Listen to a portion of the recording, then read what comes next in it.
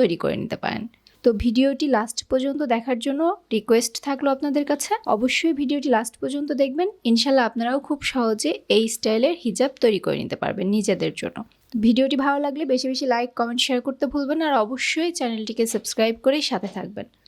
আমি এখানে হুডি হিজাবটি তৈরি করার জন্য টোটাল 2.5 গজ পরিমাণ কাপড় নিয়েছি। তো বেশি বহরের কাপড়গুলো ব্যবহার করার জন্য আপনারা চেষ্টা করবেন। তো প্রথমে আমরা কাপড়টিকে এভাবে মেলে নিব। সম্পূর্ণ কাপড়টিকে মেলে নিয়ে 2 পার্ট করে নিতে হবে, ঠিক আছে? তো কাপড়টিকে মাঝখান দিয়ে ভাঁজ করে 2 পার্ট করে নিয়েছি। দেখুন এভাবে 2 পার্ট করে নিতে হবে। তো আমি যে সাইডে আছি সেটি বন্ধ সাইড থাকবে, আর অপর সাইডটি খোলা থাকবে। তো প্রথমে আমরা হিজাবের লম্বার মাপটি নিব।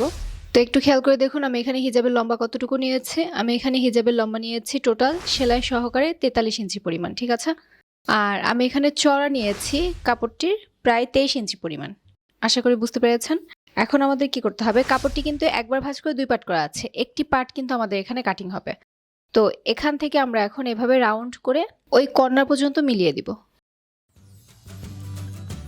তো দেখুন এরকম করে রাউন্ড করে নিতে হবে, একদম এই কর্নার পর্যন্ত আমি রাউন্ডটি করে নিয়েছি, ঠিক আছে? তো দেখিয়ে দিচ্ছি এই কর্নার থেকে আমি কতটুকু পরিমাণ রাউন্ড করেছি। তো এই কর্নার থেকে আমি দেখুন প্রায় 10 ইঞ্চি পরিমাণ রাউন্ডটি দিয়েছি। তো এখন আমাদের দাগ অনুযায়ী শুধু কাটিং করে দিতে হবে।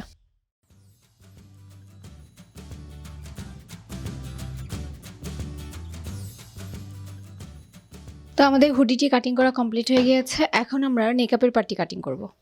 তো আমরা এখানে দুটি নেকআপের পার্ট কাটিং করব, একটি বড় একটি ছোট, ঠিক আছে? তো সবার প্রথমে আমি বড় পার্টটি কাটিং করছি।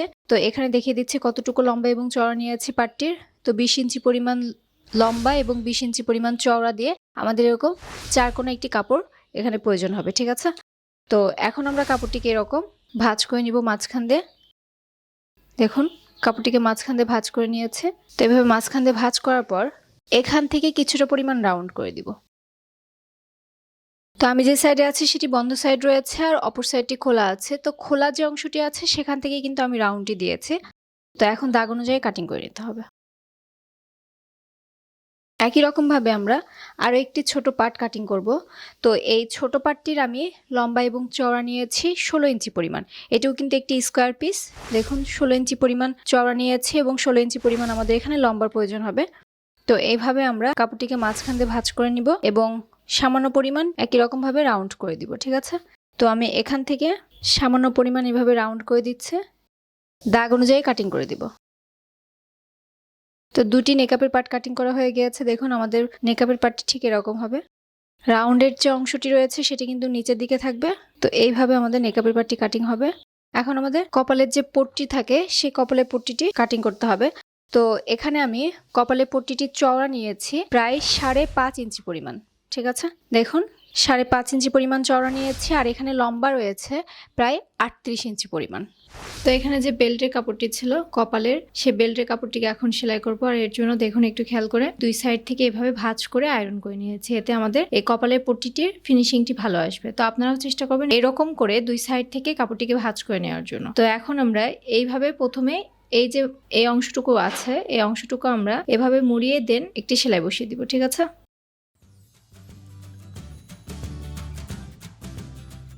দেন কাপড়টিকে মাঝখান দিয়ে এভাবে ভাঁজ করে সাইড থেকে পুরো কাপড়টি আমরা সেলাই করে নিব।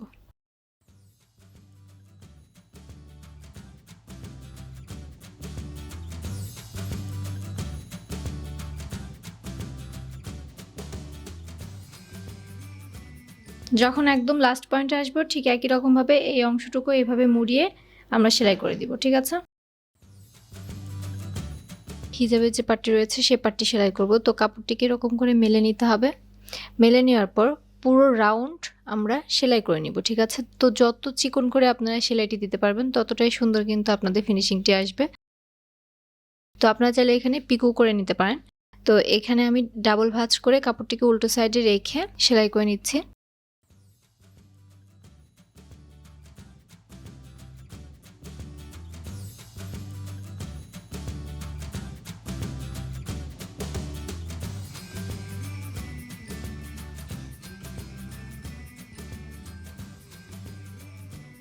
পুরো রাউন্ড আমরা সেলাই করব এবং সাথে আমাদের কপালের যে অংশটি থাকবে সেই অংশটিও কিন্তু সেলাই করতে হবে, ঠিক আছে?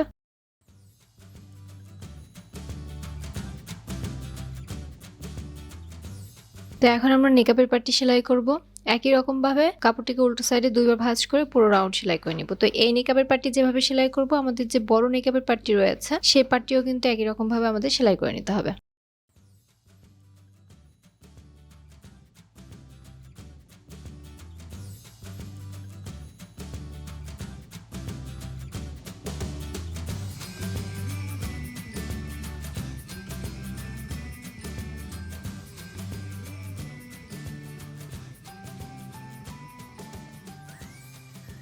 তো পুরো রাউন্ড আমি সেলাই করে নিয়েছি।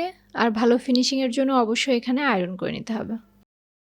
তো দেখুন আমি পুরো রাউন্ড এখানে সেলাই করে নিয়েছি এবং এই যে সোজার যে অংশটি রয়েছে এই অংশটিও কিন্তু আমাদের সেলাই করে নিতে হবে, ঠিক আছে? তো কাপড়টিকে আমি মাঝখান দিয়ে এভাবে ভাঁজ করে নিব। ভাঁজ করে নিয়ে মিডল পয়েন্টে একটি মার্কিং করতে হবে। তো সোজা সাইডে কিন্তু মার্কিংটি করতে হবে। তো আমি এখানে মার্কিংটি করে নিয়েছি। তো কাপড়টিকে এভাবে সরিয়ে রাখবো এখন আপাতত। তো আমি এখানে দুটো নেকআপের পার্টও কিন্তু সেলাই করে নিয়েছি। এখন আমরা দুটি কাপড় এভাবে মাঝখানে রেখে দেন কাপড়টিকে মাঝখান দিয়ে এভাবে ভাঁজ করে নিব এবং এর মিডলে একটি মার্কিং করে নিব, ঠিক আছে? কাপড়টিকে আবারও সেট করে নিচ্ছে এবং এখান থেকে আমরা 4.5 ইঞ্চিতে একটি মার্কিং করব। তো দেখুন এভাবে 4.5 ইঞ্চিতে মার্কিং করতে হবে। আর এই সাইড থেকে আমরা 2.5 ইঞ্চিতে একটি মার্কিং করব, ঠিক আছে? এবং এখান থেকেও আমাদের 2.5 ইঞ্চিতে মার্কিং করতে হবে। এতটুকু অংশ কিন্তু আমাদের খোলা থাকবে চোখের এখানে, ঠিক আছে? তো আমাদের যে বেল্টের কাপড়টি ছিল সেই কাপড়টিকে আমি এভাবে নিব এবং এই কাপড়টিকেও আমি মাঝখান দিয়ে ভাঁজ করে নিব। এইভাবে ভাঁজ করে নিয়ে দেন মিডলে একটি মার্কিং করে নিব।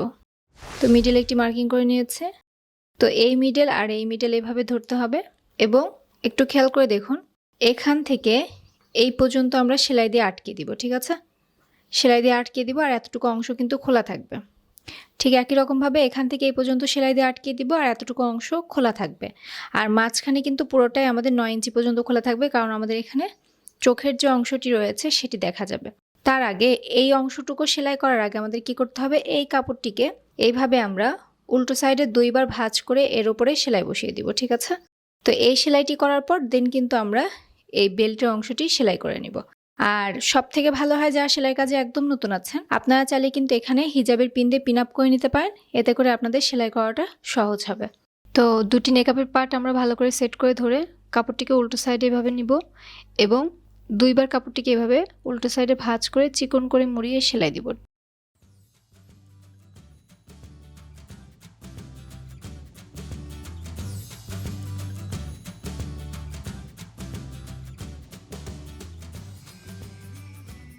তো দেখুন আমি এখানে সেলাইটি করে নিয়েছি। এখন আমাদের ভালো করে মার্কিংগুলো করে নিতে হবে 3টি পয়েন্টে। তো জাস্ট আপনাদেরকে বোঝানোর সুবিধার জন্য আমি মার্কিংগুলো ভালো করে নিচ্ছি। তো দেখুন আমি মার্কিংগুলো করে নিয়েছি। তো এই কর্নার থেকে ধরে আমরা 2.5 ইঞ্চিতে আরও একটি মার্কিং করব কিন্তু, এবং এখান থেকেও আমাদের 2.5 ইঞ্চিতে মার্কিং করতে হবে। তো এতটুকু অংশ আমাদের শুধু সেলাই হবে, তারপর থেকে খোলা থাকবে। তো বেল্টের কাপড়টি কীভাবে রাখতে হবে এবং এটি হচ্ছে বেল্টের কাপড়ের মিডল পয়েন্ট। তো মিডল পয়েন্টের সঙ্গে এইভাবে মিলিয়ে ধরে আমরা হিজাবের পিন দিয়ে পিন আপ করে নিব। দেন আমরা কাপড়টিকে ভালো করে সেট করে নিব।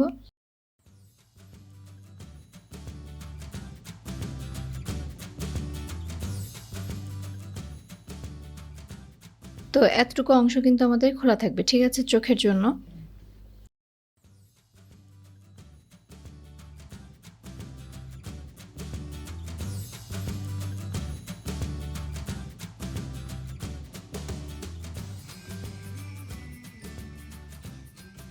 দেন এখান থেকে আবার সেলাইটি করা স্টার্ট করতে হবে।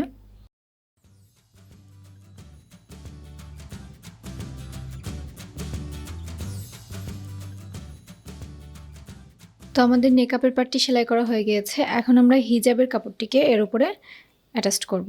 তো এই যে সামনের যে অংশটি রয়েছে যেটা আমাদের মাথার উপরে থাকবে সেই কাপড়টিকে আমরা এইভাবে সামনের দিকে রাখবো, ঠিক আছে? তো এটি হচ্ছে আমাদের এই হিজাবের মিডল পয়েন্ট। তো এই মিডল পয়েন্ট আর এই মিডল পয়েন্ট আমাদের এভাবে মিলিয়ে ধরতে হবে। দেন আমরা এখান থেকে 4.5 ইঞ্চিতে একটি মার্কিং করে নিব। তো এখান থেকে আমরা 4.5 ইঞ্চিতে মার্কিং করে নিচ্ছে। এখান থেকে ধরে আমরা 4.5 ইঞ্চিতে মার্কিং করবো এভাবে। তো এটি হচ্ছে আমাদের হিজাবের মিডল পয়েন্ট, ঠিক আছে? তো এখান থেকে আমরা ধরে টোটাল 9 ইঞ্চিতে মার্কিং করব। অর্থাৎ 9 ইঞ্চি পর্যন্ত কিন্তু আমাদের এটি খোলা থাকবে, তাই না? তো এখানে কি করতে হবে, এই সেলাইটি কিন্তু আমাদের যে বেল্টের অংশ রয়েছে বেল্টের অংশের উপরে যাবে। তো এখান থেকে এতটুকু পরিমাণ আমরা সেলাই করব, আর এই সাইড থেকে আমরা এতটুকু পরিমাণ সেলাই করব। জাস্ট এতটুকু সেলাই করে আমরা এটিকে আটকিয়ে দিব, আর সেলাই দেওয়ার প্রয়োজন নেই, ঠিক আছে? তো আমি এখানে হিজাবের পিন দিয়ে পিন আপ করে নিচ্ছে যাতে কাপড়টি সরে না যায়। এতটুকু সেলাই করলে কিন্তু আমাদের এই হিজাবটি পুরোপুরি রেডি হয়ে যাবে।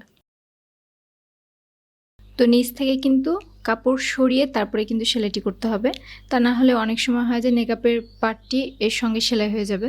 তো অবশ্যই খেয়াল রেখে তারপর সেলাইটি করবেন। ঠিক একই রকমভাবে এই সাইডেও আমাদের সেলাইটি করতে হবে।